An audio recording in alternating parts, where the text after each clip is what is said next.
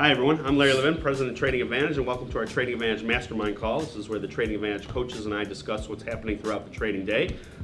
Keep in mind, trading in any market involves substantial risk and is not suitable for all investors. Today is Tuesday, October 4th, 2016. We'll start with Michael Shore, who runs our options room and is our head coach here at Trading Advantage. Let's see, Mike, you're watching Apple.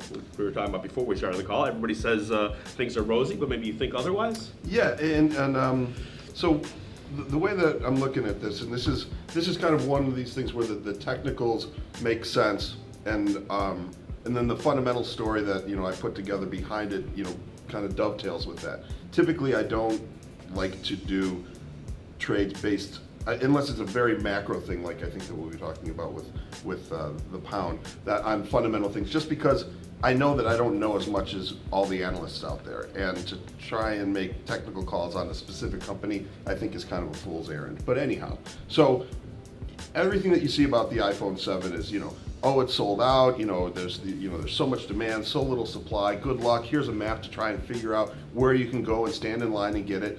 And then you put that together with everybody, T-Mobile, Verizon, AT&T, are all giving these things away for free if you come over to them. So that just doesn't make a whole lot of sense to me, that the hottest thing in the market is the one thing that all the providers are putting out there for free. Now I could see, like, if they said, hey, listen, you come over to us and we can get you one of these things. I don't know when we'll be able to do it, but just to give it away, and this isn't like giving away a toaster when you open up a savings account. This is, an $800 phone. So that doesn't make a whole lot of sense from a supply side for me. Then, yesterday afternoon, Foxconn, or a subsidiary Foxconn, which is basically the company that puts together the iPhone, their profits are down 52% from 2015 to 2016. That doesn't seem like the track that would make a whole lot of sense. It's not like the iPhone 7 is some revolutionary product other than other than some things that are, maybe some people think are cool or whatever it is. The fundamentals do not line up with that.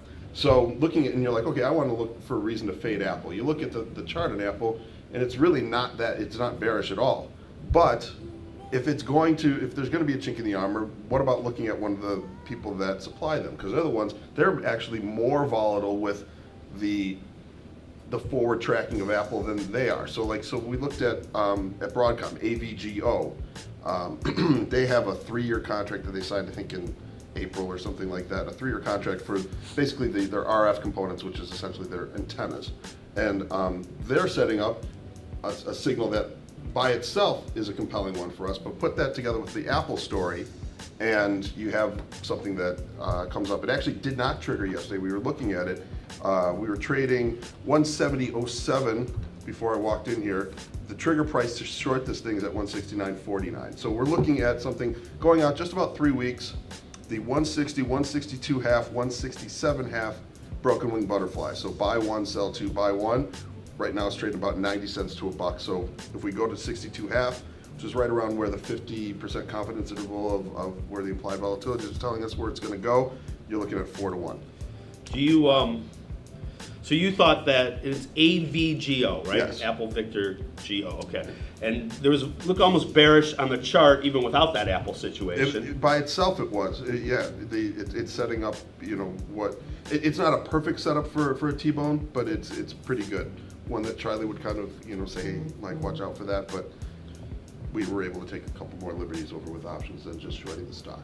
And do you think that, the talk of Apple not having phones is really just their PR people just pumping, right? Yeah, I think that they, if one thing Apple has done since, the 80s is they're a pretty darn good marketing company. Whether, they're everywhere, they're a trusted brand, and whatever it is, I don't think that within the first 2 weeks of launching this iPhone 7, they're going to come out and say, hey, watch out, everybody, things aren't as rosy as we think. I mean, if Steve Jobs left his trait with that company when he died, it's that, hype it as much as you possibly can. Yep. Right? Okay. And they make good products too. We've got to give them credit. Yeah, they do. For sure. All right, thanks, Mike. Let's turn over to Dan O'Brien, who runs our E-mini day trading room. Dan, the subjects you're watching at Deutsche Bank and the jobs report at the end of the week, what do those things tell us? Well, first of all, I think it was last week, I had said that I expected the market to go down, get a little weaker here, not tremendously, but downside back around 2000 again, 1980, and it may yet, because of the weakness in Deutsche Bank and then spillover in Commerce Bank and Monte dei Paschi, Did I say that correctly? Too So they have huge liabilities and about $500 million in assets. Not going so well for them. However, Germany was closed yesterday. Not much has happened, and even last week, we get a large down day and then a large up day and a large down day. And so what's happening on the daily charts is we're actually forming a pennant. We don't trade those, but other people do, so I'm watching that carefully, and I'm expecting a breakout out of that pretty soon. And what could cause it? Friday's jobs report. I would love to see it go down. I don't care which way it goes. I just want it to make a big move. Sure. And have sustained movement. But that happens, as you know, when it goes down, not so much when it goes up. Sure. So, that would be nice to see it test at 2,000 again. And I just think the trigger point could be Friday's most important monthly jobs number Ever. of all time. Dan, Again. when you talk about a pennant, you're talking about ranges getting smaller and smaller Every day. right as we move to the right. Right, absolutely. So lower highs, higher lows, and it just keeps getting compressed as you go, further to the right on the chart, and that often leads to a large move when it decides to break out. And it doesn't happen on accident; it always happens with some kind of news. Sure. Friday's a good example. Right. Okay, awesome. Thanks, Dan. We're going to keep an eye on that. Let's turn over to Chris Mullaney. You've got your eye on gold. Chris, what have you been watching?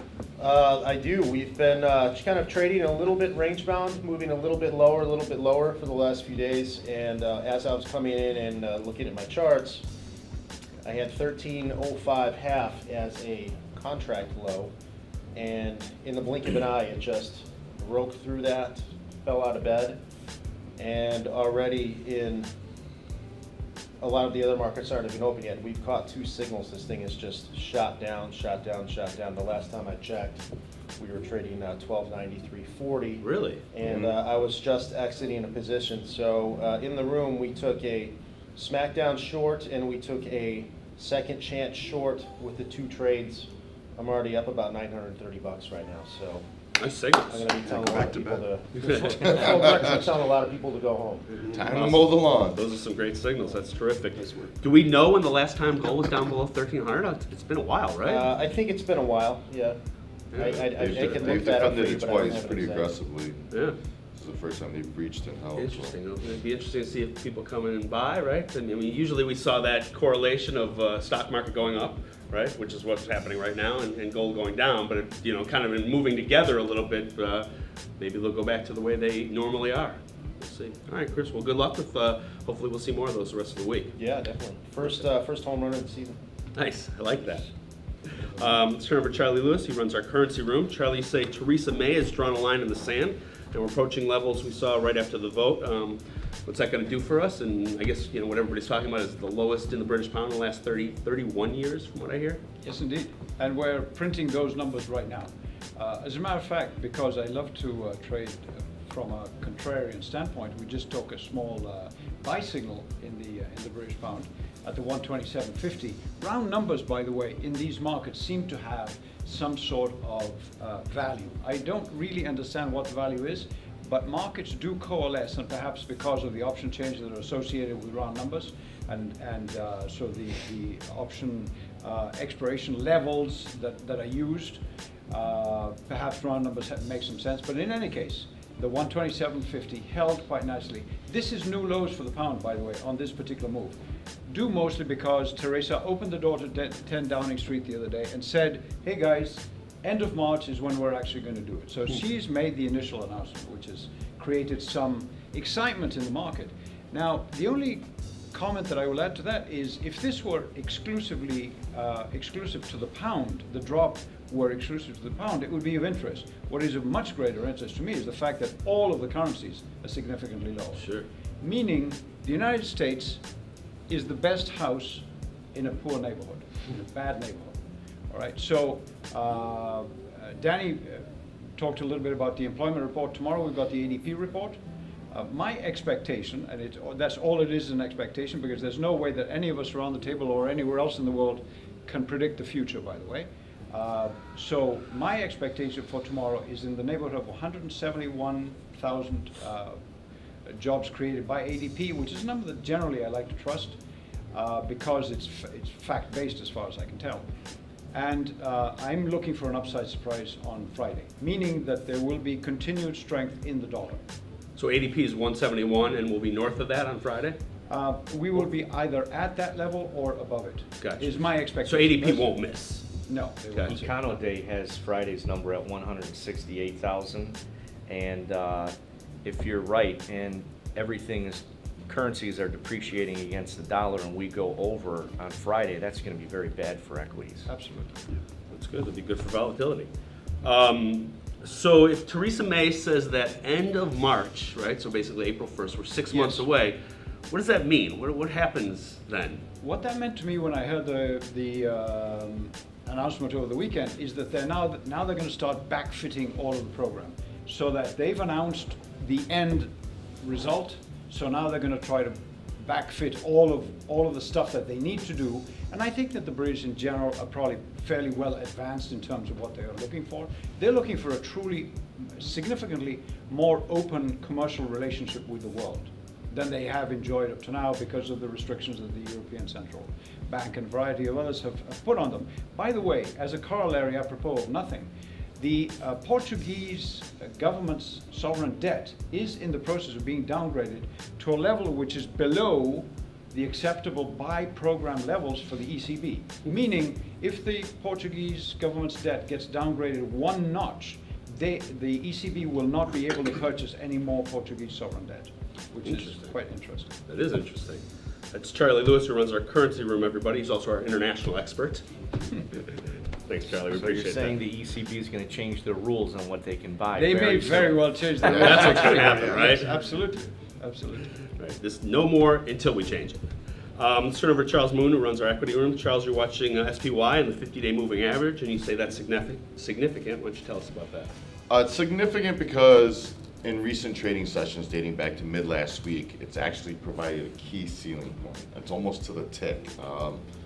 The one exception was Friday. Friday actually looks more like a buy trap now. We don't know it as of yet, but it's in that instance where people are looking for short-term plays, they're expecting a breakout. Once that level was breached, we saw some buying, and then all of a sudden within the last, I would say about 8-9 minutes of the market close on Friday, we just saw an absolute collapse, just a pure liquidation, straight down move. And what ended up happening was that they closed below the 50-day moving average.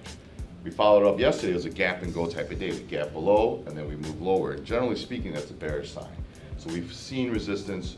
We saw that ceiling was lifted just for a second, enough for buyers to get excited, and then all of a sudden Get 'em all shut stuck, it down. right? Right, and it was, the close was below that level, by a good amount. And then of course, when we gapped open yesterday, we gapped open down and then we moved lower. And to me, that's significant only in the fact that, there's a lot of, news out, the European banking sector, most notably Deutsche Bank, they were just implicated yesterday in a money laundering scheme in Italy. So That's all they need. right, and the rally on Friday was attributed to, the Department of Justice not levying them with a $14 billion fine. I guess the rumor was $5.4 billion. Basically, because if they levied them with that $14 billion fine, it could start a financial crisis. And we've seen the European sector move in sympathy with Deutsche Bank. Credit Suisse, Barclays, HSBC. When Deutsche Bank was rallying, on a technical standpoint, it hit a double bottom, a sharp spike low, a retest with an immediate bounce. It went from 11s to 13s in 1.5 trading sessions. That's pretty significant. Sure. In terms of percentage. But when we've seen this since September 12th, we've only closed above the 50-day moving average in SPY once. So since then, we've constantly been below this level. So the 50-day moving average is gauging short-term strength and weakness in whatever set product that it's applied to. And seeing that since we opened and we gap below immediately the following day, and we've just been slowly climbing, we've had this retest and we rejected. This might be that we hit the lows, it's bounced back, it's creating a lower high, and this could be a precedent of possible move lower. And I was talking to Mr. Charlie Lewis yesterday. I said there's at least 60 more points to the downside in the SPY, maxing out somewhere around 90, which will put us around where Dan O'Brien was saying in the SPUs. Sure. So realistically, we'll have to see what the SPY does at the 200-day moving average. That's a key technical indicator. That's around the 206 target. I believe the 100-day moving average is right around 211s, 212s. And what was the 50? The 50 was at 216, I think 84 yesterday. So you got to watch all three of those. Right, because we've seen rejection at these levels, and again, if they breach through that 100 and they test that 200, we get below that level, that could set off more panic in the market from a technical standpoint. And if we see these automated trading systems where they're designed, once it flashes below and it finds resistance, just auto liquidate, pull orders from the books, that could cause a free fall. I really doubt that's going to happen. Maybe not a free fall, but certainly A downward movement for a while, right? And I mean, the markets are looking for it. The markets have been betting for it. Do I think that we're going to have a move like we did from November to January? It's just a huge, significant fallout. No, but I do believe that in the same sense, it could be energy once again that leads us down. Sure. It's the same instance with crude oil. A lot of people jump back into the market on the buy side on the production cuts, and then they realize that the squeeze really wasn't that. The cut itself wasn't that big, and it's not even quote unquote sustained as of yet. They still might have their production output, and the cut might come later in the year, and then even then they don't know when the secondary cut's going to come Sure. into play. So I think the real technical key, right? You said one close above the 50-day moving average, which is 216 from September 12th. So you're talking about like 15, 16 trading days. Well, one settlement above there, that's Right. pretty significant. and this is coming right off the all-time highs. We flashed through that level, and we struggle to get back up. Right, great. Computerized, right? Not necessarily HFT systems, but computerized things that try to use logic. That's what they look for. Yeah, oh yeah, algorithms, black box trading. I mean, it's pretty significant now. For sure. All right, excellent. Very interesting stuff from all of you guys. I appreciate it. Thanks to all of you guys for tuning in to our weekly Trading Advantage Mastermind call. These happen every Tuesday at 8 a.m. Central Time. As always, we'd like to hear from you. Email me at LarryLevin@tradingadvantage.com. Thanks for listening and have a great trading day.